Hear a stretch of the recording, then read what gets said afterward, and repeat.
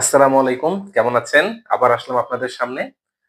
আজকে যে বিষয়টা নিয়ে আপনাদের সাথে আলাপ করব সেটা হচ্ছে যে বিসিএস প্রস্তুতিতে টাইম ম্যানেজমেন্ট এবং কিভাবে রুটিন করে আপনি পড়াশোনা করবেন।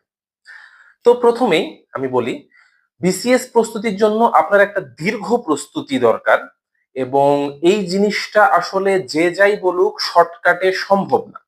তো দীর্ঘ প্রস্তুতির জন্য অবশ্যই আপনাকে একটা ফুল প্রুফ প্ল্যান রাখতে হবে এবং নিজের পড়াশোনার জন্য রুটিন তৈরি করতে হবে।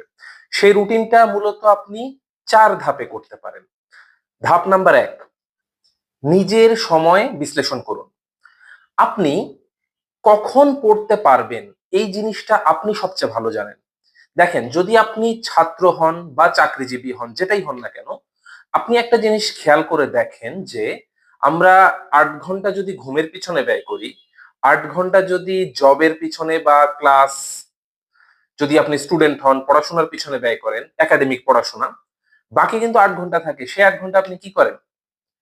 আপনার নিজের সময়টা সুন্দরভাবে ম্যানেজমেন্ট করা দরকার। সেটা হচ্ছে আপনি কখন পড়বেন এই জিনিসটা টাইম ফিক্সড করুন। কমপক্ষে আমি বলবো, যদি আপনি বিসিএস এর প্রস্তুতি নিতে চান সিরিয়াসলি, আপনার ৭ থেকে ৮ ঘন্টা দৈনিক পড়াশোনা করা উচিত।